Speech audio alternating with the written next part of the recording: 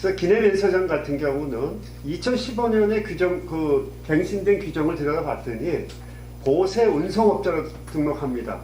그리고 3년마다 갱신이 가능합니다. 반면에 이제 시내 공항 면세점은요, 무조건 되고 한번 그 면세점을 내기 위해서는 경쟁이 붙습니다. 붙어서 특허를 하는 기간이 기본이 5년입니다. 최근에 이제 기재부에서 발표한 내용을 보면 한 번에 대해서 연장의 가능성, 그것도 심사를 통해서 그 사이에 불법한 일들이 있으면 거긴 떨어져 나갑니다. 그리고 중소인 경우에는 한 10년을 연장합니다. 그러면 최장 중소 중견 같은 경우는 15년을 할 수 있고, 반면에 대기업은 많이 해야 10년. 근데 이들이 돈을 갖다 투입하는 액수를 들여다보면 뭐 상상을 초월합니다. 면세품은요, 대체로 어떻게 사오냐? 현금을 갖고 삽니다. 보통 1,000억을 투자한다 그러면 보통 60% 정도를 면세품을 사고 40% 정도를 인테리어 비용으로 사용한다고 합니다. 그래서 이게 중소중견이 하기는 만만치 않은 사업인 건 사실입니다. 첫 번째가 기내 면세품 판매와 관련해가지고 보세운송업자로 등록한다 그러는데 이거는 지금 보세운송업자로 등록하지 않고요. 여기 관청 고시가 있습니다. 선경품 및 용역 공급업 등의 등록에 관한 고시, 여기에 의해서 기내 판매업으로 등록해서 하고 있습니다. 업무가 전혀 다른, 업종이 다른 겁니다. 그 다음 두 번째, 교토협약하고 관련해서 아까 여러 개 말씀하시고 있는데, 교토협약이 우리가 이제 가입을 해가지고 적용을 하고 있습니다만은, 이 교토협약에서는 선용품이나 기용품을 묶어가지고 이렇게 규정을 하고 있는데, 우리 관세법에서는 교토협약을 이제 수용해가지고 하고는 하겠지만은 선기용품이라는 개념하고 기내에서 판매하는 물품을 구분해가지고 다르게 여러 규정을 적용합니다.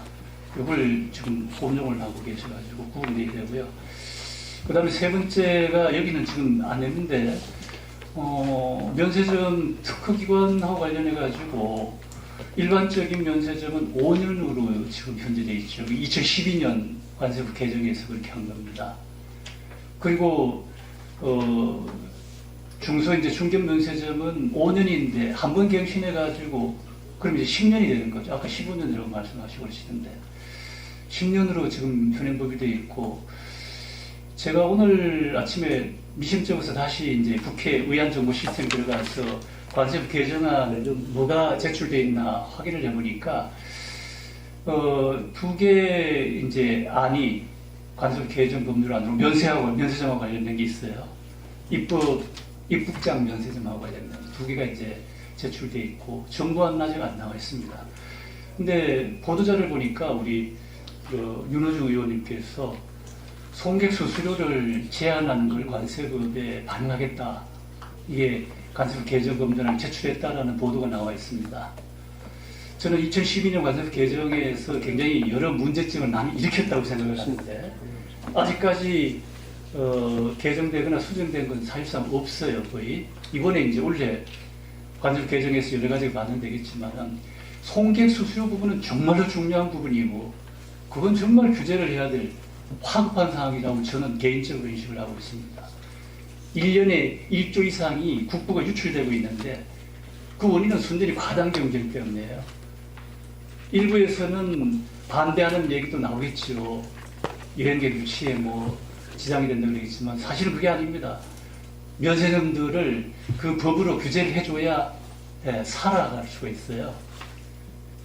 그런 규제는 정말 해줘야 될 필요가 있는데 그 규제는 없고 불필요한 규제는 많은 게 현재 상황이죠. 사실 이제 지금 원래 시내 면세점 제도와 기내 이 면세점은 태생부터가 좀 달라가지고요.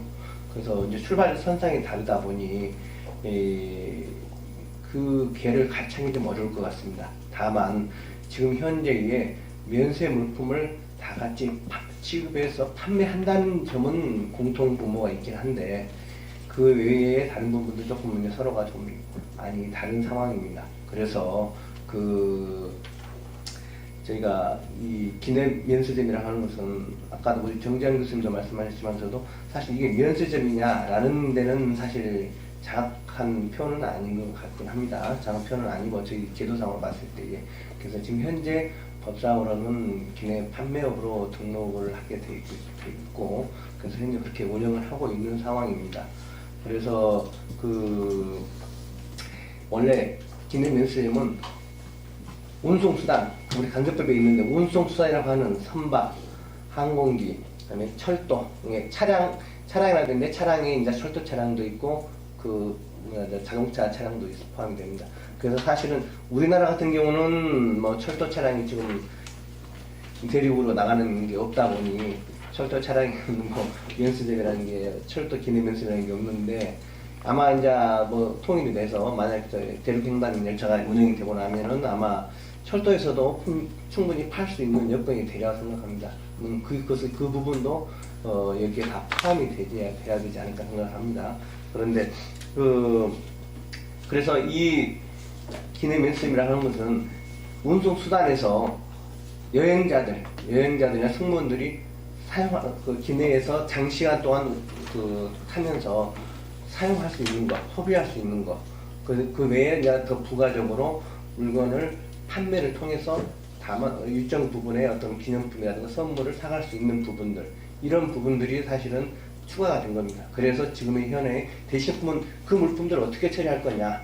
그래서 모든 나라, 전 세계가 다 똑같이 운송수단이라는 것을 운영을 하고 있으니 다 서로 왔다 갔다 하고 공예나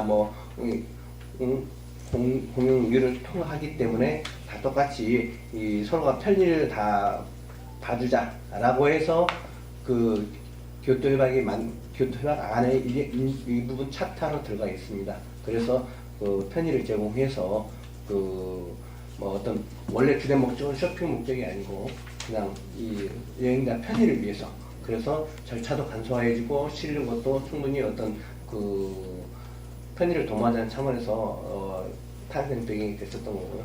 그런 측면에서 보면은 우리 차장께서 말씀해주신 시내 면세점, 우리나라가 현재 세계 1위고 선도를 하고 있는 그런 시내 면세점은 이제 주 쇼핑이 목적이고, 우리나라 외국 관광객들이 와서 우리나라 물건을 많이 면세점을 이용해서 물건을 사가는, 그래서 우리나라의 관광의 주된 목적도 쇼핑이라고 할 수 있는 것도 포함되어 있습니다.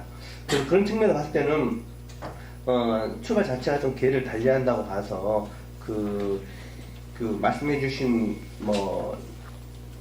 기내 면세점에 대해서도 일반 면세점과 같은 시내 면세점과 같은 그런 특허를 제도를 도입을 해서 제도적인 개선이 어떻겠냐라는 말씀을 해주셨는데, 지금 현재 입장에서는 아까 말씀드렸듯이 탄생 비행 자체가 다르고 목적도 달라서 이것을 그대로 시내 면세점과 같은 그런 내용을 준용하기는 어렵지 않나 생각이 듭니다.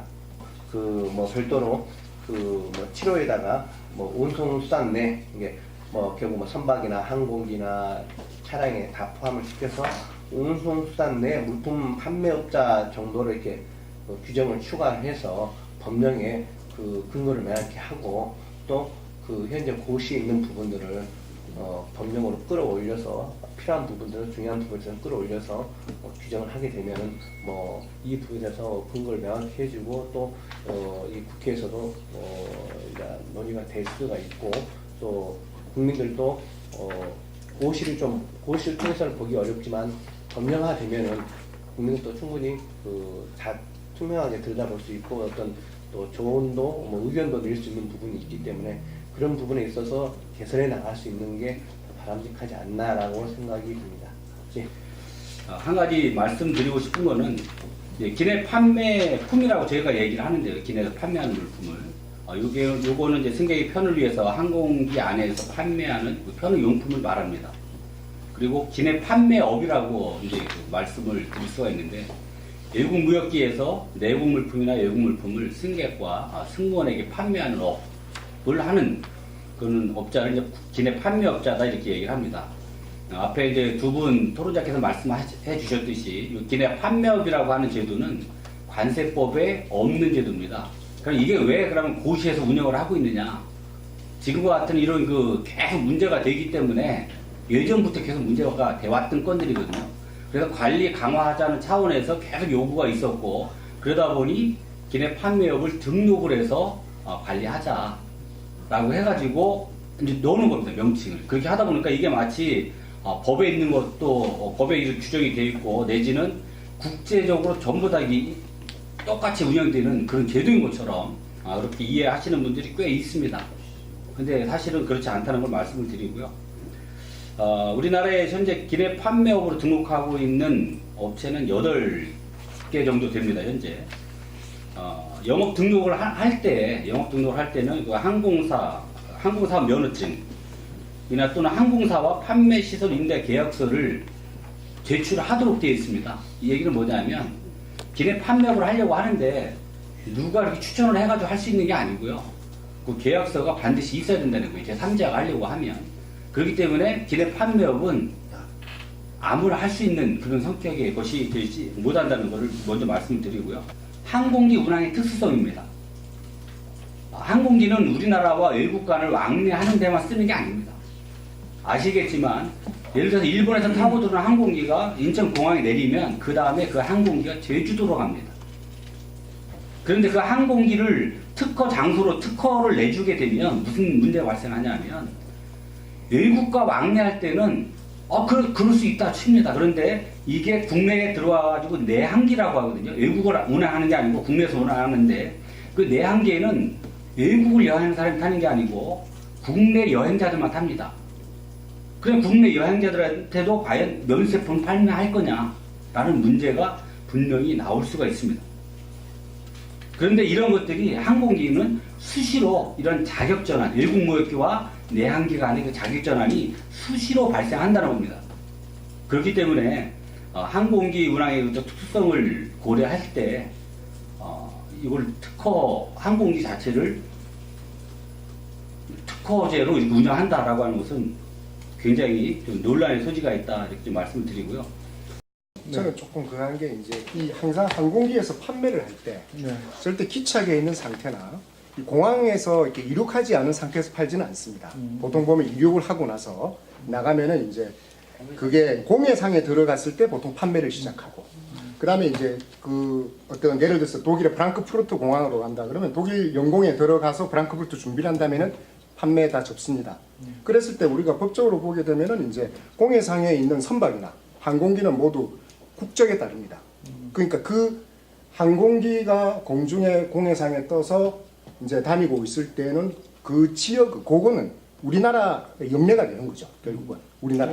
예, 예. 실질적으로는 이제 우리나라 그래서 영국 내에서 판매가 그렇죠. 된다는 거죠. 예. 그렇다고 하더라도 뭐 거기에 대해서 그런 여러 가지 문제 때문에 특허를 아까 저기 사모님 말씀하신 것처럼 특허를 이제 특정하게 움직이니까 부여하는 게 어렵다는 것은 저도 인식을 하는데, 조금 전에 이제 그 부장님께서 말씀하신 그런 그게 어디에 가면 국적이 바뀌고 나라가 바뀌니까 아니다. 판매할 때는 제가 생각하기에는 거의 다 한국에서 파는 것이네요. 하여튼 그게 쉽지 않은 일이다. 예.